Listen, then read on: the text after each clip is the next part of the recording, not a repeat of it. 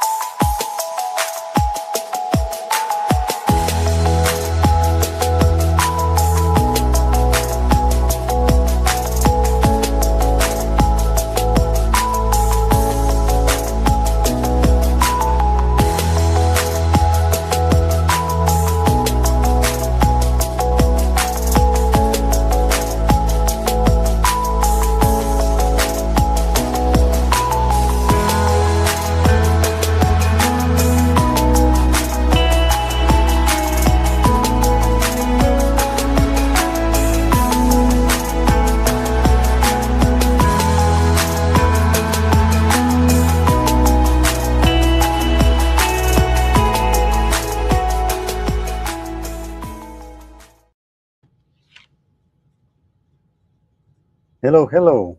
Welcome, everyone.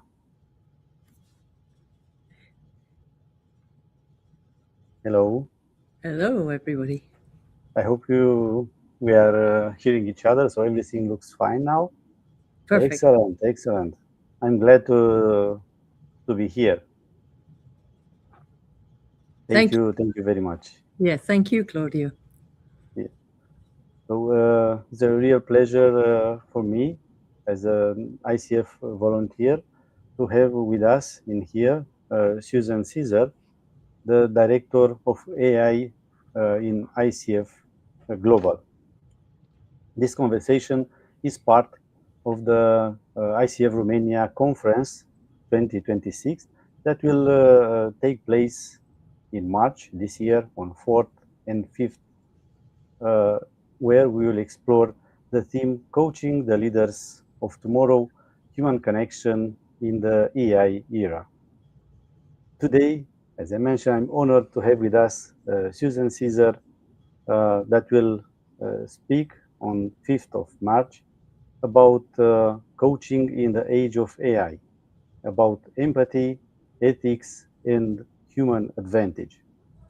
Susan is also associated with Humane Org and also is hosting a good, nice podcast with the same name, Humane Org. Susan, thank you for being here with us. Thank you for the opportunity, and thank you for inviting me to the conference. I'm really looking forward to connecting with your members and your guests on that occasion. Really, really appreciate. Susan, beyond your role, you're director of artificial intelligence at ICF. Who are you as a person? That's a good question. So I am a creative. I'm curious. Those things have been present with me since childhood, and I think I still have those qualities today. So I'm very interested in how change happens and how humans can orientate themselves to change. And I'm really interested in technology and how technology creates new opportunities for us to connect, to create, to collaborate. And so that's the kind of natural space that I've been curious about. And that brings me to my career has been about digital transformation in large organizations. And I'm here at ICF to help us, as members of the coaching profession, navigate what's happening with AI, but also how we can benefit from it as humans. Oh, nice. Thank you. Thank you for sharing all of this. Yeah. Let's begin on the topic that we'll deliver in the keynote speech on March 5th. AI becomes more integrated into coaching, into leadership. What do you believe must remain on humans and not stay with AI? Well, I think coaching itself is a human craft or practice. And I know that we need more coaches helping other humans, humanity, society, and our planet, actually. So, where I think, or how I think about AI in that context, is that AI can be a good support or an enabler. We can invite it in our practice. It can help with tasks. We can delegate things to AI, and that would probably help us spend more of our time with coaching with our clients, and keeping that human presence. So the things that are uniquely human and are really valuable in the coaching space are listening, empathy, presence, resonance, and wisdom. And all of those things are part of being human. It's a result of our embodied and lived experience as humans ever since we were born. We've been growing and developing, and all of that is present in the coaching experience that AI can't replicate. Yeah. Now, from your perspective at ICF, what are the key ethical risks that coaches could face by using AI tools? Well, we've created an acceptable use guidelines, and of course, we have the AI standards and framework. So all of those things are available, free resources. But in essence, what we need to make sure is within the coaching practice that if we are inviting AI in, we're doing it in ways that we have consent. So it should be part of your coaching agreement that you talk about it with your clients to ensure that they're comfortable about how you plan to use AI, what happens with the data that you collect during using AI, things like storage. Where are you going to store the data? Where does the service provider that you're using store the data? These are things that are important to understand. So when you're signing up for a free or a paid version of a tool, you should be really asking questions about how that tool was built and how it's being used, who has access to it, where's the data stored. All of those guidelines, as I say, are in our acceptable use guidelines, and that's very helpful. I see. Yeah. Now I'm trying to look from the trusting perspective of the results from AI. And my question now is, what questions should professionals, leaders, coaches, or some other professionals as well, should ask before trusting AI-generated results or insights? Well, I think the results, we should retain critical thinking because AI does have its limitations. It's good for some things and not good for other things.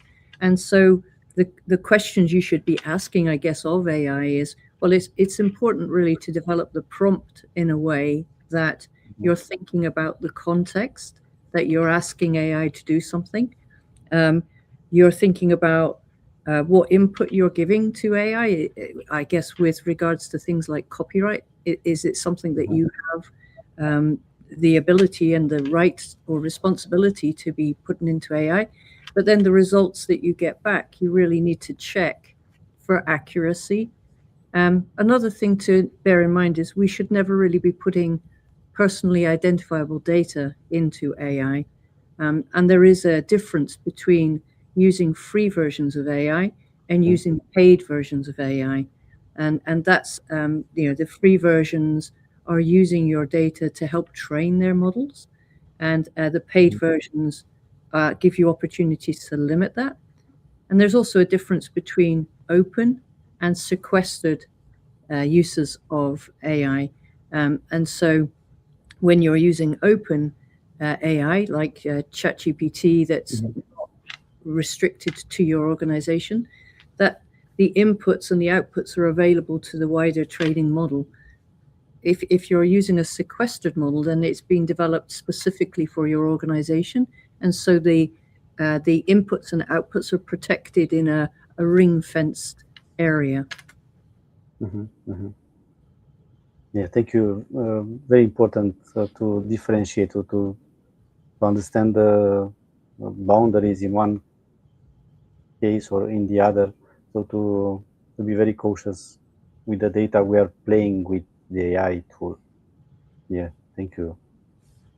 I think the other thing that would be helpful is especially with your chapter, you're being very proactive in this space, is to encourage like AI circles, groups of you that can get together and share your experiences of using AI with each other, so that you learn together, that you experiment with it together, and you share how you're learning from it. I think that's a good way to really test and develop your own practice around using AI ethically and responsibly. Yeah, in a safe space. Yeah, Mm-hmm. thank you. Yeah. In regards with critical thinking and digital literacy, uh, what does strong, responsible use of AI look like in practice for a leader and for a coach as well? Well, I guess there's kind of levels of governance. So when Mhm, you are, as a leader, if you're inviting AI into your organization, you probably will be wanting to, during the procurement stage, thinking about the law and the regulations. So the company that you are about to do business with, what law and regulations should they be compliant with, and are they? So that's the first mhm, thing. The second step would then be to think about the standards and the assurances. And so in that space, you could think about the ICF Code of Ethics and the ICF AI framework and standards. mhm, So how has that organization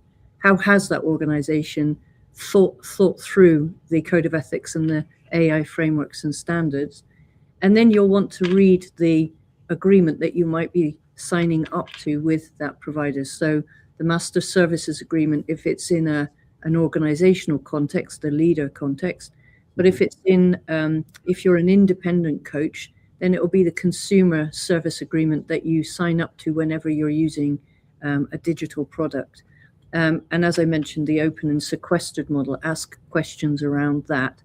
And then beyond that, you've then started to get into, what the AI providers themselves, what they state about how they manage and maintain the technology. So things like transparency and informed consent, bias and fairness controls, mhm, lots of detail. But again, the guidelines that we've created will help with that.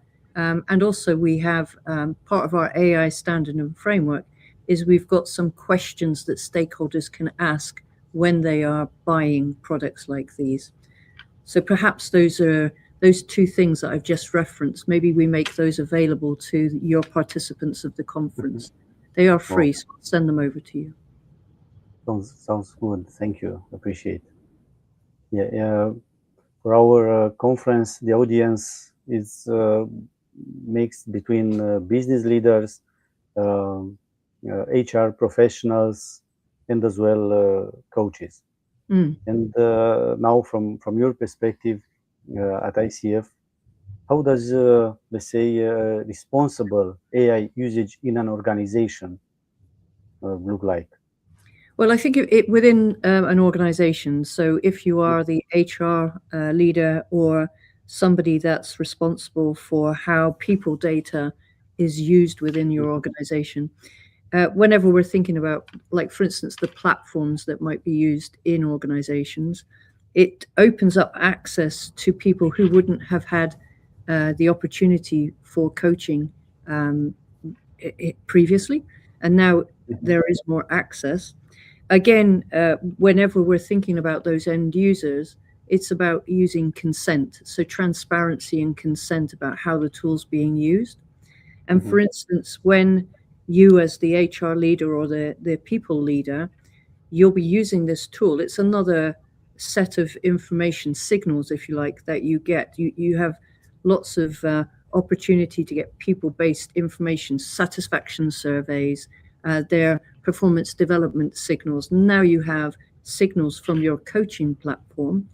And when you're looking at those at the aggregate level, the rolling up of the whole organization, you'll be looking at them in an anonymized way. So you won't be able to identify the individuals, but you will understand the trend.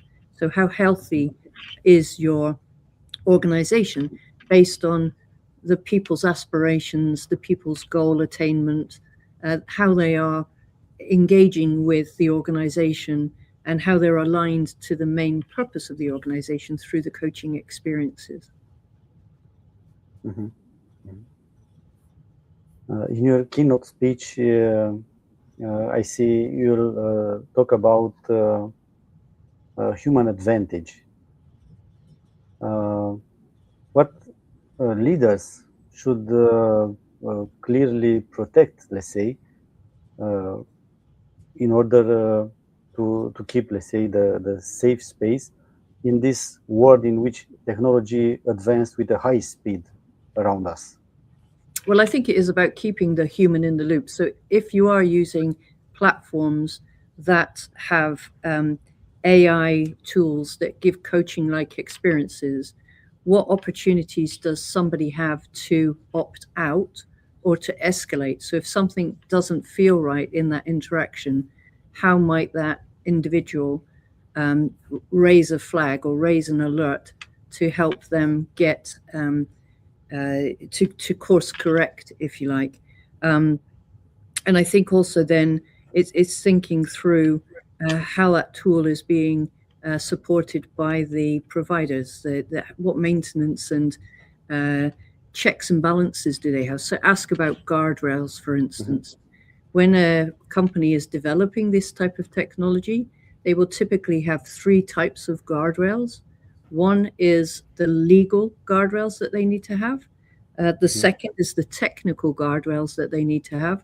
But then the third would be about how the users are experiencing those interactions. And so ask the providers about their guardrails. Yeah. We're approaching to the final part of our pre-conference session. If there is anything else you want to complete to add to this short conversation today, Caesar? Yeah, I think I hope people think about AI as a partner and as a way to collaborate in order that the things within your business that keep you away from clients, how might AI help you there to take those tasks on? How can you delegate to AI? So thinking about that, not thinking about competing with it, because we need coaches and we need to keep the coaching experience deeply human.